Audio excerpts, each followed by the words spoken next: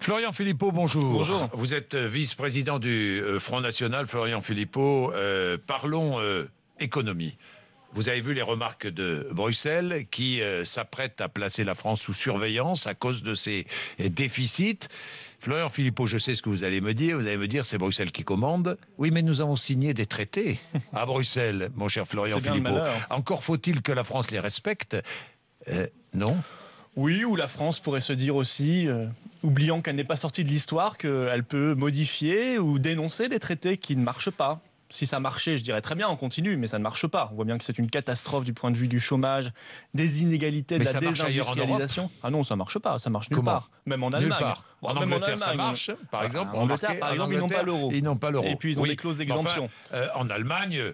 ça fonctionne quand même. 0,4% de croissance l'an dernier en Allemagne. C'est 0,1 point de plus que la France seulement. Un taux de chômage à 6,5 ? Oui, et des salaires à combien ? 500 euros par mois, 600 euros par mois, un taux de pauvreté supérieur à la France. Bon, c'est pas un modèle non plus. Voilà. Donc j'ai envie de dire, effectivement, c'est très humiliant pour la France ce qui se passe avec Bruxelles.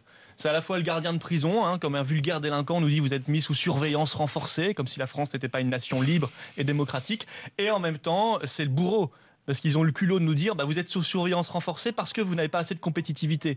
Oui, mais en même temps, vous n'avez pas assez de compétitivité, mais on vous impose l'euro, qui est l'instrument qui détruit notre compétitivité. Il y a peut-être Bruxelles pour nous rappeler à l'ordre sur nos déficits, sur notre dette, non ? On n'est pas des enfants, hein. La France n'est pas un enfant. Mais vous laisseriez le courir français... la dette, vous ? Non, mais moi, je changerais de gouvernement. Je choisirais et j'élirais des gouvernements qui mènent une autre politique, qui ne soit justement pas inféodés au dogme de Bruxelles, parce que c'est le poison de Bruxelles qui est gentiment repris et diffusé par les gouvernements de droite et de gauche, qui tue notre économie, qui tue la démocratie. Alors, il faut se débarrasser du poison de Bruxelles, qui s'appelle ouverture totale des frontières, économiques, financières et migratoires, qui s'appelle l'euro, qui s'appelle le refus du patriotisme économique, et c'est comme ça qu'on pourra s'en sortir. Et moi, je veux pas qu'on soit mis sous surveillance, je vous le dis très clairement, nous sommes une nation libre, on a fait une révolution pour être libre, justement, et maintenant, on devrait obéir à des gens non élus qui sont soumis à tous les lobbies financiers, à toutes les multinationales qui passent par là. Non, franchement, c'est très humiliant.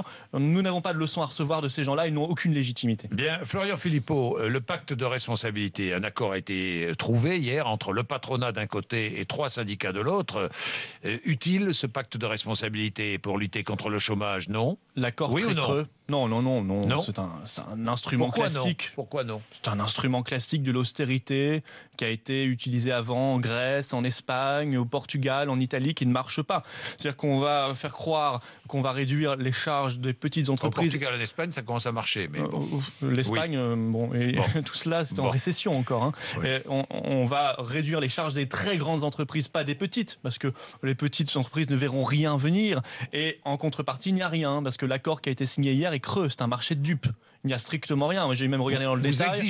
Vous auriez exigé, vous êtes comme la CGT et Force ouvrière. J'ai regardé dans le détail. Vous auriez exigé des contreparties. On reprend même la suite de l'accord national du 14 décembre dernier. Vous voyez, donc il n'y a rien de nouveau. Est-ce que vous auriez exigé des contreparties ? Mais je ne peux pas exiger des contreparties dans ces conditions-là parce que les PME sont incapables d'embaucher aujourd'hui. Elles n'ont pas les carnets de commandes. Une entreprise, il faut se mettre dans la tête du chef d'entreprise. C'est ça que devrait faire. Signer ce pacte. C'est ça que devraient faire de temps en temps nos responsables politiques. Un petit chef d'entreprise, un artisan, un commerçant, il embauche s'il a des clients, si en face il y a un carnet de commandes du pouvoir d'achat. Aujourd'hui, ils ne peuvent pas embaucher. Donc on voit bien que c'est un si on baisse le coût des charges des entreprises, on leur permet peut-être on le baissera d'embaucher. Surtout pour les grandes entreprises. Moi, je dis c'est pas du tout la bonne solution. Ça, c'est de la gestion de la pénurie, c'est de la gestion de l'austérité. Ce qu'il faut, c'est recréer de la demande, recréer du pouvoir d'achat, et pour cela, changer de modèle économique, permettre à la France de retrouver de l'emploi et de l'industrie. Eh bien, on repart sur les solutions que je vous ai exposées tout à l'heure, notamment le protectionnisme intelligent, et se débarrasser lentement, en douceur, de l'euro. Florian Philippot, combien de listes allez-vous présenter au municipal, le Front National ?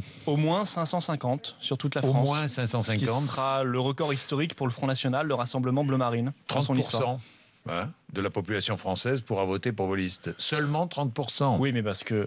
Pourquoi ? Parce que vous ne trouvez pas de candidat ? D'abord parce qu'on n'est pas présent partout, puis ensuite n'oubliez pas qu'au municipal, dans les villages, il n'y aura de toute façon ni liste FN, ni liste UMP, ni liste PS. Ce sont des listes d'intérêt communal dépolitisées. Donc évidemment, ces 30% sont un petit peu réducteurs par rapport à cette réalité, mais c'est déjà énorme. C'est un effort considérable.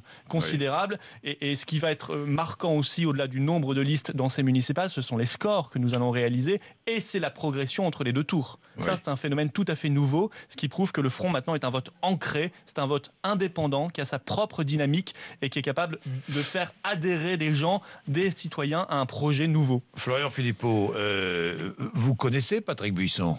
Vous l'avez croisé une fois, c'est ça ? C'est ce que vous disiez pendant la j'ai pub. croisé 5 secondes une fois devant une autre chaîne de télévision. Vous savez qu'il a dirigé Minute, Patrick Buisson ? Il paraît. Il s'est retrouvé séquestré dans son bureau, c'était en 1987, par ses 3 rédacteurs en chef, accusé d'avoir fait poser pour servir Jean-Marie Le Pen un micro-espion dans le bureau du nouveau propriétaire du journal, Yves Montenay, parce qu'il le jugeait trop modéré. Il y a eu des insultes, des échanges de baffes. Buisson a décroché son téléphone, a appelé au secours Jean-Marie Le Pen, qui lui a envoyé quelques gros bras du service d'ordre du Front National pour le délivrer. Oui. J'avais 6 ans à l'époque. Non, mais vous aviez 6 ans. On rappellera cela à Jean-Marie Le Pen, il nous racontera. Après, il a travaillé effectivement avec, il a travaillé avec De Villiers et puis surtout avec Nicolas Sarkozy, mais il avait déjà le goût du micro alors apparemment. Oui. C'est un traître pour remarquez, ce Copé qui voulait la transparence est servi là, il a la transparence. C'est un traître ? Buisson ? Oui.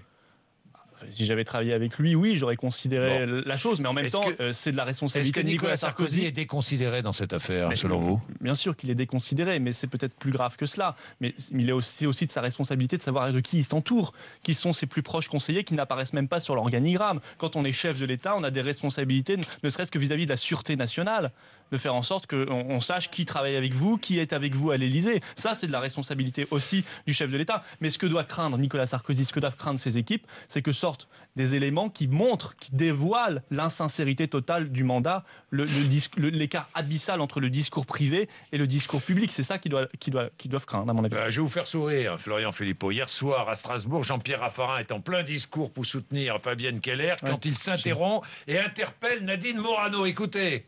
Le combat européen pour la France qui est de placer Strasbourg au cœur de l'Europe. Mes chers amis et ma chère Nadine qui est en face de moi, qui est en train de tweeter, auquel je demande d'arrêter. Ma chère Nadine, tu vas porter un projet européen. Ah ben là, ce sera votre adversaire. D'ailleurs, vous la retrouverez sur RMC parce que nous allons organiser un grand débat avec elle et avec Édouard Martin. Et vous. Elle a le tweet facile, Nadine Morano. Bon. Voilà, on verra si elle a la même rapidité à nous sortir des arguments sur l'Union européenne, parce que de ce point de vue-là, je crois que sa politique et la politique de son gouvernement était assez décevante. Bien, Florian Philippot, 8h21. Merci d'être venu nous voir.